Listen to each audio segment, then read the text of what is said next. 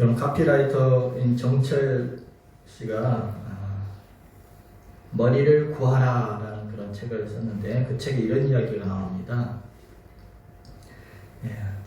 해가 졌다. 아니요, 별이 떴지요. 편식은 나쁘다. 아니요, 그것은 식성일 수 있습니다. 가장 많은 음식을 담을 수 있는 그릇은 큰 그릇이다. 아니요, 빈 그릇입니다. 결혼은 가장 사랑하는 사람과 하는 것이다. 아니요, 결혼은 가장 오래 사랑할 사람과 하는 것이죠. 나가 모이면 우리가 된다. 아니요, 나를 버려야 우리가 되죠. 아니요, 아니요는 부정이 아니라 새로운 생각의 시작이다. 좋은 글 같죠. 우리가 발상의 전환이라 그러죠. 생각을 바꾼다. 생각을 조금만 바꿔봐도 새로운 것들이 보이기 시작합니다. 새로운 의미들이 부여되기 시작합니다. 오늘 예수님이 말씀하신 팔복이 그렇습니다. 오늘 주님은 복에 대한, 복 있는 사람이 누구인가에 대한 우리의 발상의 전환을 시켜주고 계십니다. 우리의 생각을 새롭게 바꾸어주고 계신 것이 이 팔복의 말씀이라 할 것입니다. 세상이 말하는 복과는 조금 많이 다릅니다. 지난주에 예수님께서 첫 번째로 어떤 자가 복이 있다고 하셨습니까? 심령이 가난한 자가 복이 있다라고 하셨습니다. 어떤 복이 있다고요? 심령이 가난한 자가 무슨 복이 있어요? 천국이 그들의 것이다. 하나님의 나라가 그들의 소유다 라고 말씀해 주셨습니다. 자, 오늘은 이어서 두 번째로 예수님은 또 어떤 사람이 복이 있다라고 우리의 발상을 전환시켜 주십니까? 어떤 사람이 복이 있다? 4절 다시 한번 같이 읽겠습니다. 애통하는 자는 복이 있나니 그들이 위로를 받을 것이요. 애통하는 자가 복이 있다. 다시 말하면 울고 있는 사람이 복이 있다라고 하셨습니다. 참 발상의 전환인데 애통이란 말이 한자어 뜻은 서럽게 운다는 것을, 큰 소리 내어서 울며 슬퍼하는 것을 애통이라고 하죠. 매우 큰 슬픔으로 소리를 내면서 우는 것을 애통이라고 하는데, 그렇게 주님은 오늘 이렇게 애통하며 통곡하며 울고 있는 사람이 복이 있다 말씀하셨습니다.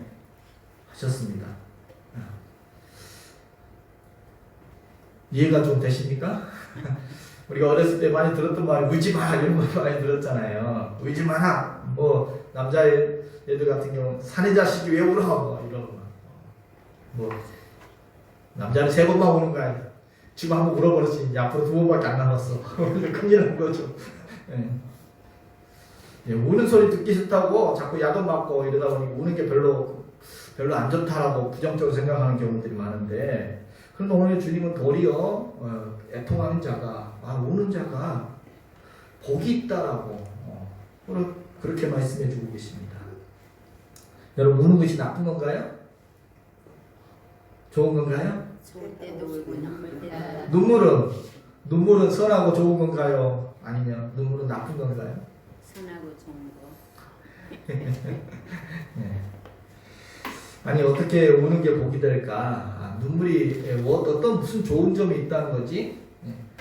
일반적으로 눈물은 우리의 마음을 해독해주는 기능들이 있죠. 우리의 마음을 씻어주는 기능이 있습니다. 눈물에는 일반적으로 우리에게 많은 유익들이 있습니다. 먼저는 바로 회복의 능력이 있죠. 우리 몸과 마음을 회복시켜주는 게 눈물입니다. 치유의 능력이 있다는 것을 전문가들도 이제 많은 분들이 이야기합니다. 눈물은 우리의 마음을 해독해주고 우리의 마음을 정화시켜주는 그런 기능들이 있다라고 하죠. 여러분, 한번 실컷 울고 나면 좀 어때요? 기분이 좀 어때요? 네. 뭐 어떻게 실컷 한번 울고 나면 진짜 한번 오장육부가 한번 다 씻어지는 그런 후련한 느낌, 후련한 기분들이 들기도 합니다.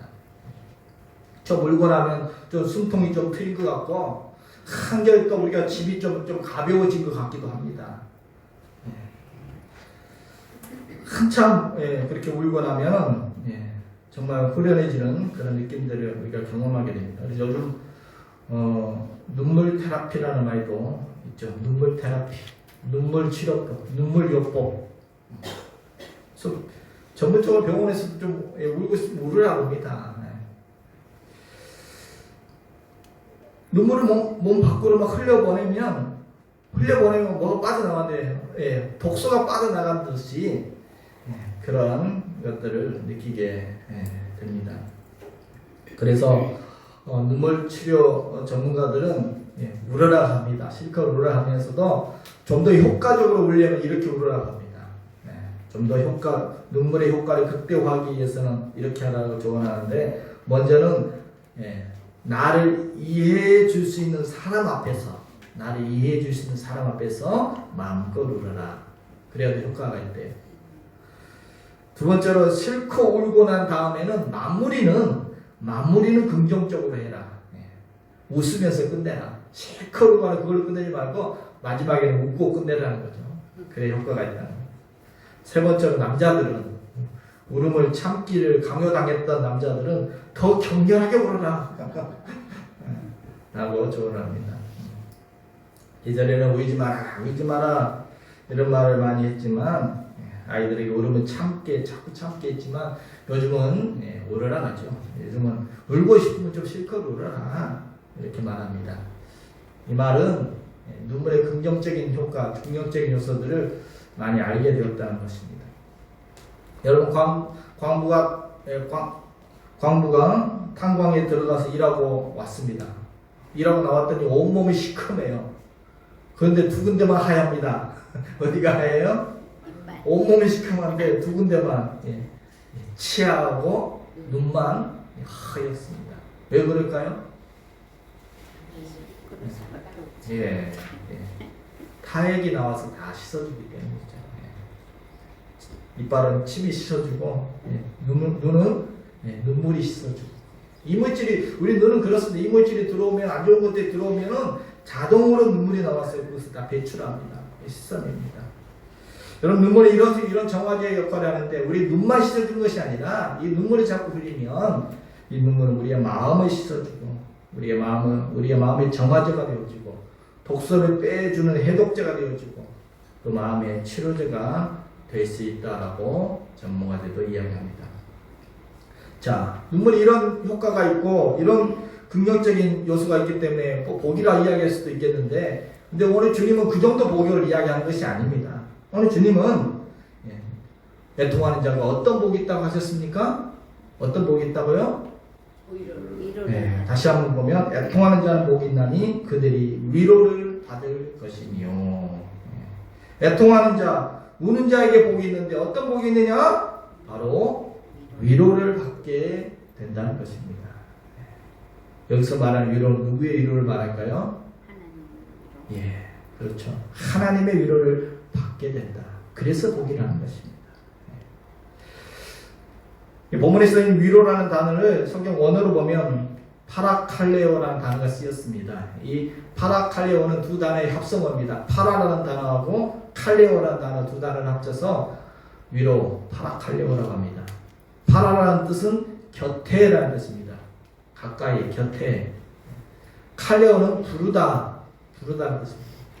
그러니까 무슨 뜻입니까? 파라칼레오는 위로라는 뜻은 가까이, 곁으로 부르다, 곁으로 끌어당기다.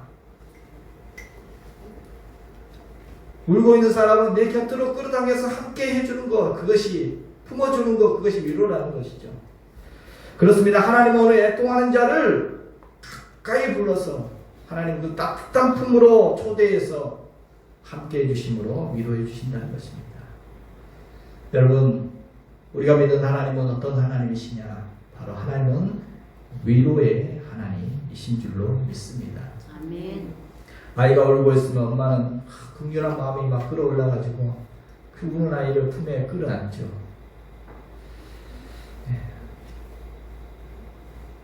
엄마는 아이의 울음에 약합니다. 우리 하나님도 그러시다는 것입니다.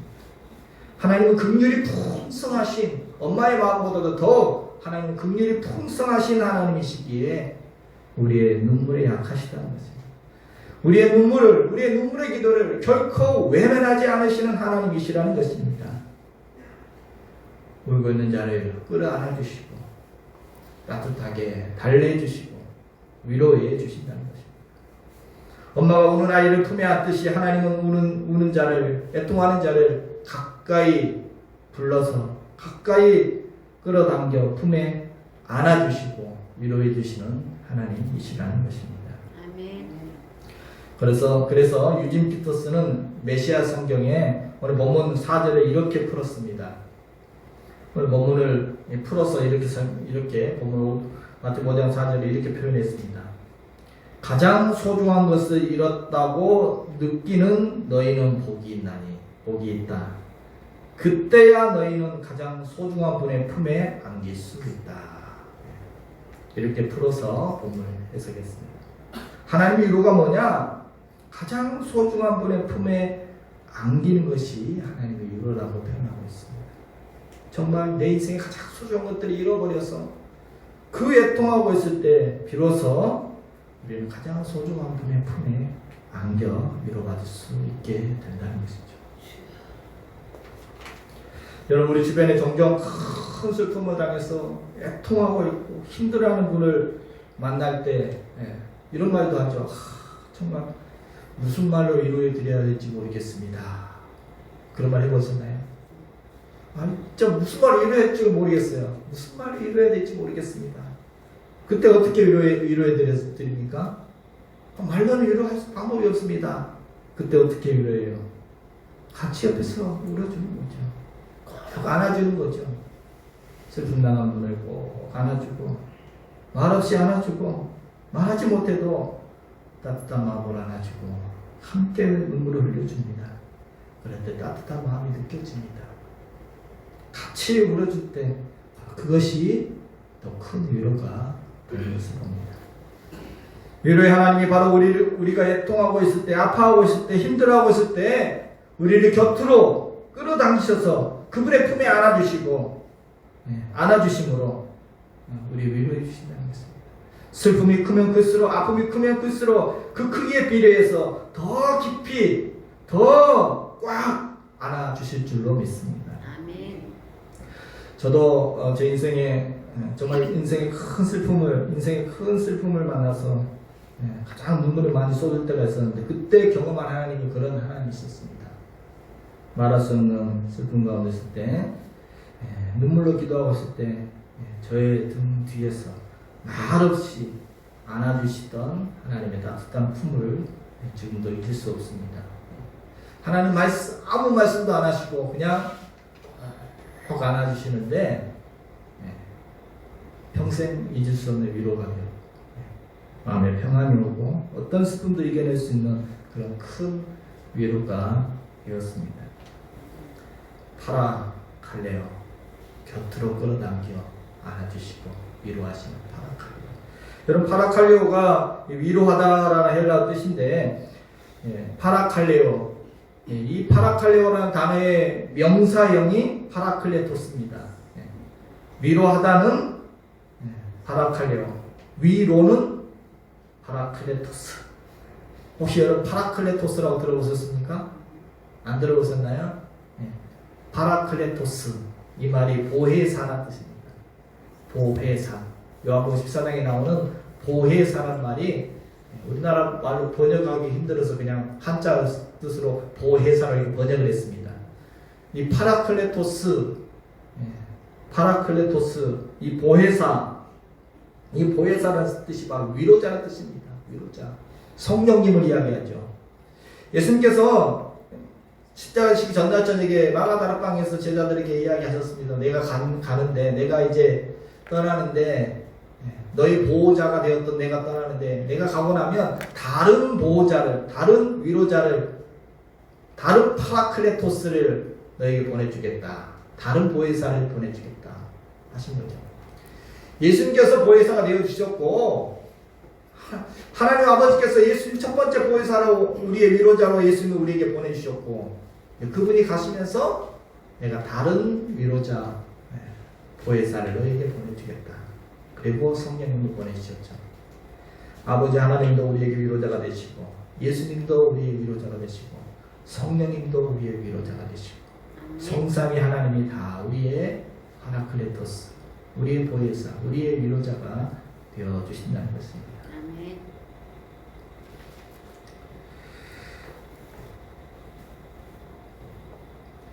여러분, 오늘 사실 예수님이 하신 이 말씀 자체가 당시 예수님 앞에 모여있던 사람들에게는 위로가 되었을 것입니다. 큰 위로가 되었을 것입니다. 그 당시 그 앞에 예수님 앞에 모여있던 그들에게 너희가 복 있는 자다 라고 말씀하시는, 지금 가난한 너희들이 복 있는 자다, 지금 애통하는 눈물을 흘리고 있는 너희들이 복 있는 자다, 너희가 바로 하나님의 위로를 받게 될 것이다, 천국이 너희 것이 될 것이다, 이 말씀 자체가 오늘 그들에게 큰 위로가 되었을 것입니다. 슬픔이 있는 곳에 위로가 있고 애통이 있는 곳에 하나님의 위로가 있습니다. 이사야 40장 1절에 보면 위로하라, 내 백성을 위로하라. 계시록 7장에도 하나님께서 그들의 눈에서 모든 눈물을 씻어 주실 것이니라. 아멘. 여러분, 예수께서 위로해 주신 사건을 잘 보여주는 이야기가 베드로의 이야기죠. 그럼 베드로가 예수님을 3번이나 부인하고 닭 울기 전에 주님을 모른다고 3번 부인하고 나서, 그리고 나서는 애통하죠. 뛰쳐나갔습니다. 닭 우는 소리 듣고 나서 예수님 말씀 생각나서 도저히 예수님 앞에 있을 수 없어서 밖으로 뛰쳐나가서 성경에 보면 통곡을 했다고 했습니다. 얼마나 울었을까요? 그것도 심히 통곡했습니다.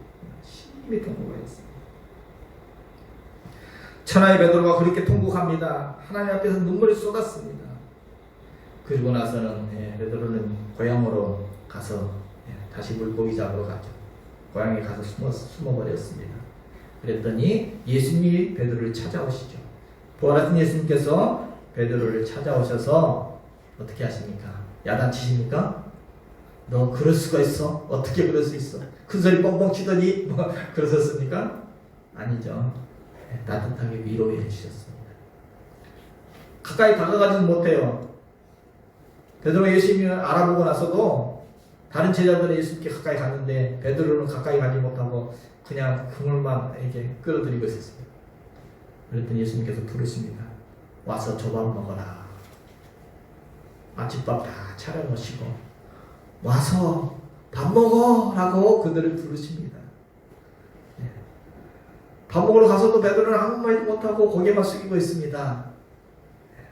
그런 베드로를 예수님은 가까이 끌어들이시고 그를 위로하시고, 너가 나를 사랑하느냐? 3번 부인했던 그 입으로 주님을 3번 사랑한다고 다시 고백하게 해주시고, 다시 그를 수제자로 불러주시고, 다시 그에게 내 양을 치라 다시 사명을 주시면서 그를 일으켜 세워주시는 것을 봅니다. 주님은 참 따뜻하셨습니다. 주님의 위로는 참 베드로에게 너무나 따뜻한 위로가 되었습니다. 그렇습니다. 애통하는 자가 복이 있는 이유가 뭐냐?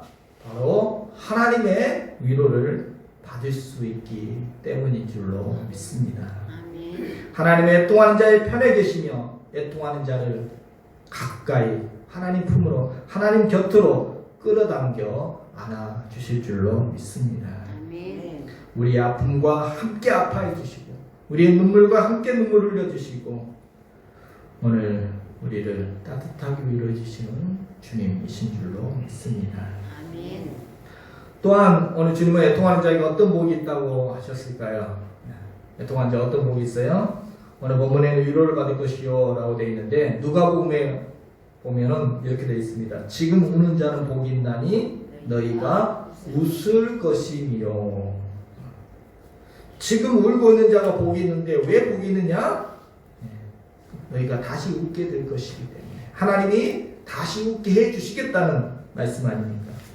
그렇습니다. 하나님은 우는 자를 위로하시고 그냥 위로해주고 끝내신 것이 아니라 그 울 수밖에 없는 그 울게 만들었던 그 원인을 해결하시며 다시 웃게 하십니다. 잃어버린 웃음을 회복시켜주시는 하나님이시라는 것입니다. 아멘.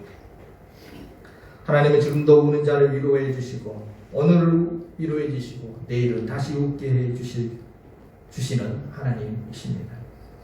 주님은 우리를 다시 웃게 하시려고 우리를 다시 웃게 해주시려고 십자가를 통해서 우리의 슬픔과 고통과 우리의 눈물을 다 짊어지셨습니다. 하나님 우리가 울고 있을 때 우리를 울게 하는 그 문제를 능히 해결해 주실 수 있는 분이십니다. 다시 웃게 하실 수 있는 분이십니다. 기쁨을 회복시켜 주실 수 있는 분이 하나님이십니다. 아멘. 그래서 우리가 눈물을 흘릴 때 눈물의 종류도 많죠. 우리가 회개의 눈물을 흘리면 그걸로 끝이 아니라 회개의 눈물을 흘리면 바로 용서의 감격과 기쁨을 우리에게 부어주실 것입니다. 우리가 어떤 삶의 문제로 근심, 걱정, 슬퍼하며 눈물을 흘리고 있을 때는 그 문제가 해결되어지는 기쁨을 경험하게 해 주실 것입니다. 아멘. 눈물의 기도, 그 눈물의 기도를 기쁨의 기도로, 응답의 기쁨으로 회복시켜 주실 것입니다. 여러분, 세상의 부모들 입장에서 자녀이 우는 모습이 좋아요? 웃는 모습이 좋아요? 늘 자녀가 울기를 원하십니까? 늘 웃기를 원하십니까? 자녀들이 웃고 행복하게 살기를 원할 것입니다. 하나님 아버지의 마음도 동일하실 것입니다. 그래서 슬퍼하고 울고 있을 때 하나님은 그 우는 자를 위로하시고 다시 웃게 하신다. 하나님, 우리가 항상 기뻐하며 주님 안에서 기쁨으로 살아가기를 원하십니다. 아멘. 항상 기뻐하라. 이것이 너희를 향한 아버지 하나님의 뜻이다. 그래서 이사야 61장에 보면 무릇 시온에서 슬퍼하는 자에게 화관을 주어 그 죄를 대신하며 기쁨의 기름으로 그 슬픔을 대신하며 찬송의 옷으로 그 근심을 대신하시고 눈물을 흘리며 쓰릴 뿌린 자는 기쁨으로 거두리로다. 아멘. 하나님, 우리의 눈물과 애통하고 그렇게 우는 모습을 기뻐하는 것이 아니라 그런 자에게 하나님께서 기쁨을 회복시켜 주신다는 것입니다. 눈물로 씨를 뿌린 자는 기쁨의 단을 거두게 하신다는 것입니다. 슬피 우는 자에게 화관을 씌워주시고 그 슬픔이 변하여 기쁨이 되게 하신다. 그 근심이 변하여 찬송이 넘치게 해 주신다는 것입니다. 여러분, 하나님 앞에서 애통은 바로 기쁨으로 들어가는 문이 될 줄로 믿습니다. 아멘. 그래서 순튼이라고 하는 기독교 영성신학자는 예수 믿는 것이 무엇이냐를 이렇게 한 줄로 표현했습니다. 예수 믿는 것이 무엇이냐?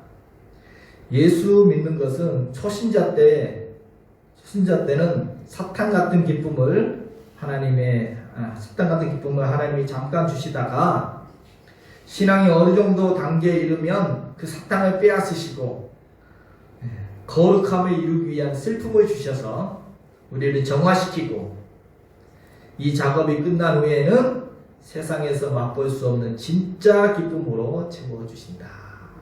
아멘. 이게 예수 믿는 거예요.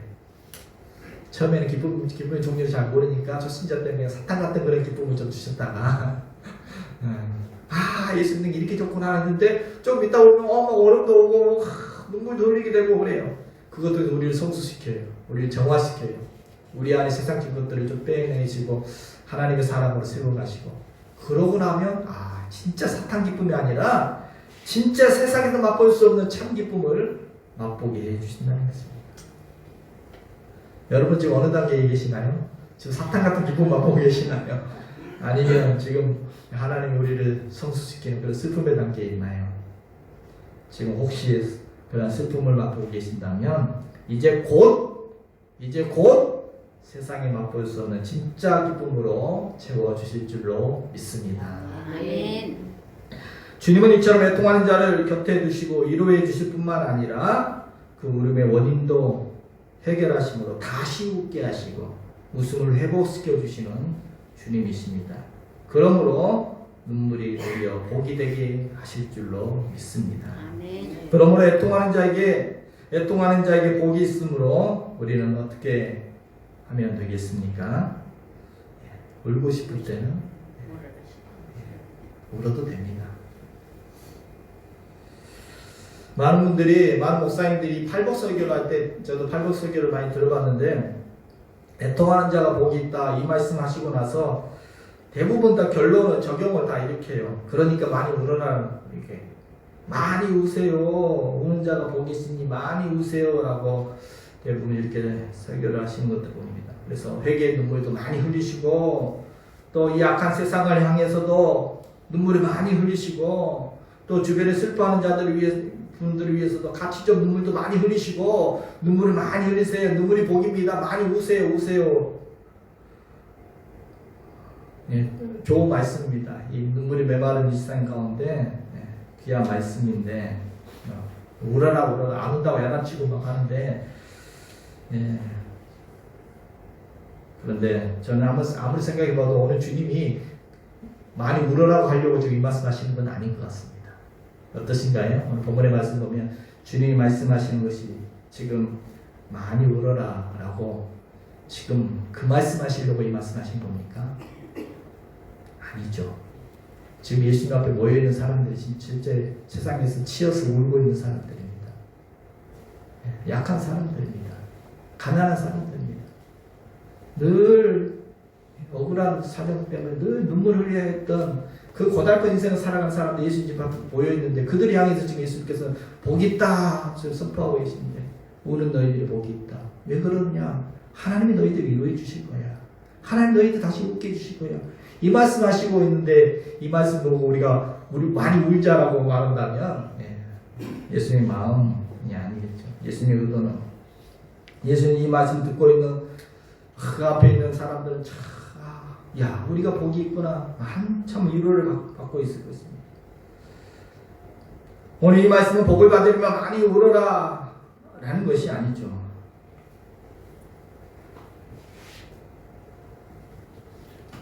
오늘 주님은 우는 것 자체가 복이라는 것이 아니라 우는 자에게 찾아오는 하나님의 그 귀한 열매, 눈물의 열매가 복이라는 것입니다. 그 눈물 때문에 하나님을 찾게 되고 그 눈물 때문에 하나님과 소통하게 되어지고 그 눈물 때문에 하나님의 위로를 받게 되고 그 눈물 때문에 하나님의 긍휼을 얻게 되고 그 눈물 때문에 하나님의 도우심을 구하며 받게 되고 그 눈물 때문에 하나님이 내 삶에 찾아와 내 삶에 개입해 주시고 우리의 삶을 다시 웃게 해주시기 때문에 그래서 복이라는 것입니다. 그래서 애통하는 자가 복이 있다는 것입니다. 그래서 오늘 본문 말씀을 오늘 말씀을 통해서 두 가지를 적용해 보고자 합니다. 방금 말했던 것처럼 울고 싶을 때 이제 눈치 보지 마시고 참지 말고 우십시오. 울고 싶을 때 참지 말고 우이자는 것입니다. 어렸을 때부터 자꾸 우이지 말라고 또 끝쳐라는 남자를 우는 게 아니다. 캔디 노래도 있죠. 외로워도 슬퍼도 나는 안 울어. 울지 마. 그게 나는 안 울 거야. 다짐하고. 아닙니다. 슬프면 그냥 우십시오. 억지로 울 필요는 없습니다. 그런데 울고 싶으면 참지 말고 우셔도 됩니다. 장례식장에 가서 어떤 분들은 그렇게 말합니다. 아니 권사님 뭘 울어요? 남편 집사님 지금 천국 가셨잖아요. 그래서 왜 울어요? 아니죠. 울고 싶은 말릴 게 아닙니다. 울어야죠. 장례식장에서 울어야죠. 천국 가신 건 천국 가신 거고 이 땅에서 더 이상 사랑하는 가정을 다시 얼굴 볼 수 없다는 이별 앞에서 슬픈 게 당연한 거죠. 그게 정직한 감정이죠. 정직한 감정이죠. 여러분 예수 믿는 것은 자꾸 이렇게 외식하는 것이 아닙니다. 바리새인처럼 막 아닌 척하고 막 그렇게 살아가게 하는 것이 예수 믿는 게 아닙니다. 예수 믿는 사람은 더 감정이 정직해지는 것입니다. 우는 자한테 같이 울어줄 수 있는 게 장례식장 가서는 같이 울어주는 게 그게 정직한 것이죠. 그게 예수 믿는 사람의 모습이죠. 기뻐하는 사람은 함께 기뻐해주고 건강한 모습, 이 건강한 마음, 건강한 감정은 그 마음을 그대로 표현할 수 있는 게 건강한 마음. 예수님도 나사렛 장례식장에 가서 우셨죠. 예수님도 우셨습니다. 정신의학적으로 제일 나쁜 게 뭐냐면 우리 마음에 정신적으로 가장 나쁜 게 뭐냐면 참는 거랍니다. 참는 거. 참는 것이 정신 건강에 제일 안 좋대요. 근데 자꾸 참으라 그래요. 물이 흐르려고 하는데 자꾸 막으면 언젠가는 뚝이 터져요. 우리 감정도 그렇습니다. 참는 게 정신적으로 안 좋다는 거죠. 여러분 성경에는 참으라고 말하지 않습니다. 고난당하는 자 있느냐? 꼭 참어 라고 말하지 않습니다. 고난당하는 자가 있느냐? 저는 기도해라는 것입니다. 다 하나님께 토해내라는 것입니다. 즐거워하는 자가 있느냐? 참어가 아니라 즐거워하는 자가 있느냐? 찬송해라. 기쁨으로 막 찬송하라. 참으면 되는 것이 아니라 참으면 터집니다. 힘들 때, 삶에서 힘들 때, 어려울 때, 슬플 때, 눈물 날 때 그냥 꾹 참고 있는 것이 아니라 그때는 우셔도 됩니다. 억지로 울지는 마시고, 여러분 억지로 웃을 수는 있어요. 그래서 그 말을 해드릴 수 있습니다. 여러분 억지로 웃으십시오. 그 건강이 좋습니다. 억지로 웃으십시오. 그런데 억지로 웃어요는 할 수 없습니다. 여러분 억지로 웃을 수 있습니까? 연기자 아닌 이상. 그러나 울고 싶을 때는, 눈물 날 때는 그냥 참지 말고 우십시오. 그런데 울더라도 어디서 울어요? 하나님 앞에서 우십시오. 이것이 두 번째 오늘 밤 본문 말씀 통해서 여러분 우리가 적용할 말씀입니다. 왜요? 하나님께서 울 때 하나님의 위로가 있고 하나님이 다시 웃게 해주시는 축복이, 그 울음이 축복이 될 수 있기 때문에 혼자 울 것이 아니라 우울증 걸려요. 혼자 울 것이 아니라 또 사람 앞에서 우는 것도 도움이 되겠지만 나를 잘 이해해 주시는 사람들이 많지 않아요. 사람 앞에 우는 것도 그렇게 큰 도움이 안 된 데도 많지만 우리가 어디서 울면 된다? 하나님 앞에서, 주님 앞에서 울면 그것이 바로 복이 될 것입니다. 참된 위로를 얻게 될 것입니다. 참된 도움을 얻게 될 것입니다. 주님이 다시 우리를 웃게 해주실 것입니다. 그래서 주님 앞에 웃을 때 그것이 복이 된다는 것입니다. 여러분 유대인들의 지혜사라고 말하는 탈무드에는 이런 말이 나옵니다. 천국문은 기도에 대해서는 닫혀 있더라도 눈물에 대해서는 열려 있다. 하나님은 눈물에 대해서는 항상 활짝 문을 열어놓고 계신다는 것입니다. 하나님은 결코 우리의 눈물을 외면하지 않으십니다. 눈물은 초대장과 같습니다. 여러분 눈물이 뭐라고요? 초대장. 무슨 초대장? 하나님의 초대장이기도 하고 우리의 초대장이기도 합니다. 눈물은 하나님이 우리를 부르시는 초대장이라고 생각하시면 됩니다. 그래서 눈물 날 때는 하나님이 나를 부르시구나. 눈물 날 때 뭐라고요? 하나님이 나에게 초대장 보내셨네. 눈물 나면 하나님이 나를 부르시고 계시구나. 내가 하나님 앞에 가서 울면 되겠구나. 그러면 이것이 복이 되겠구나. 여러분 기도도 안 나올 때 있어요. 너무 힘들면 기도도 안 나와요. 뭐 하면 돼요? 울면 됩니다. 기도 안 나오면 그냥 주님 앞에서 우시면 됩니다. 그냥 울면 아이들의 울음소리를 엄마가 듣듯이, 애들은 말로 잘 표현하니까 울음으로 표현하죠. 그 울음소리 들으시고 엄마가 찾아오듯이 하나님이 우리를 찾아오실 겁니다. 그 눈물은 하나님의 초대장이기도 합니다. 눈물의 기도는 하나님을 우리의 삶에 초대하는, 우리가 하나님께 보내는 초대장도 될 것입니다. 하나님 내게 오세요. 눈물로 초대하는 것입니다. 시편 56편 8절에 나의 눈물을 주의 병에 담으소서. 눈물이 어떻게 된다고요? 주님의 병에 눈물이 담긴대요. 마일리지가 쌓여요. 여러분 눈물 흘린 것이 주님의 병에 다 차곡차곡 마일리지 쌓이듯이 그 눈물의 기도가 하나님 앞에 차곡 차고 저축이 되어서 그것이 축복으로 우리에게 돌아오게 될 줄로 믿습니다. 아멘. 여러분, 그래서 우리가 저번에 시편들을 쭉 봤지만 다윗의 시편들을 보면 어때요? 참 눈물이 많죠. 다윗은 참 탄식의 기도를 많이 드렸습니다. 눈물을 많이. 그래서 이 시편 6편 6절에도 보면 내가 탄식함으로 피곤하며 밤마다 눈물로 내 침상을 띄우며 내 요를 적시나이다. 아, 정말 시적으로 얼마나 눈물 얼마나 흘리더니 요를 이불을 다 적시고 침상이 둥둥 뜬대요. 얼마나 눈물 많이 흘렸으면 침상이 띄웁니까?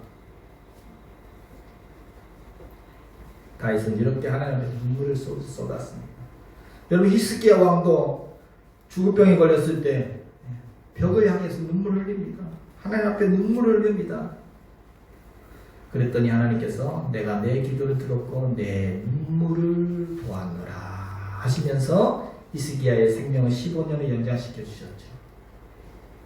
여러분, 또 눈물의 선지자 에레미야도 있습니다. 눈물을 얼마나 많이 흘렸든지 눈물의 선지자는 별명이 붙었어요. 그 이스라엘 민족, 자기 민족과 나라의 그 패망해 가는 그 모습을 보면서 너무나 안타까워서 하나님 앞에 눈물을 쏟았습니다. 그래서 에레미야가 썼던 책 한 권 아예 애가입니다. 에레미야 애가라는 책이 있죠, 성경에. 한 권 전체가 아예 눈물의 책입니다. 여러분, 슬픔이 올 때 그 슬픔이 그냥 낭비할 것이 아니라 하나님 앞에 가져가 보십시오. 그러면 도리어 그 슬픔도 복이 될 수가 있습니다. 애통이 도리어 축복이 될 수 있습니다. 이것을 오늘 주님은 우리에게 알려주시고 계십니다. 아멘. 25년간 인도에서 선교사로 사역하였고 동양 선교회 회장이었던 웨슬리 듀웰이 이런 시를 썼습니다. 열정적인 지도자라는 책에 이런 시가 나와 있습니다. 그의 기도의 시입니다. 이렇게 되어 있습니다. 나에게 눈물을 주옵소서. 사랑의 주님이시여, 내가 기도함나니 내게 눈물을 주옵소서. 내가 중보할 때 눈물을 주옵소서. 매일같이 당신의 보좌에 무릎을 꿇을 때 눈물을 주옵소서.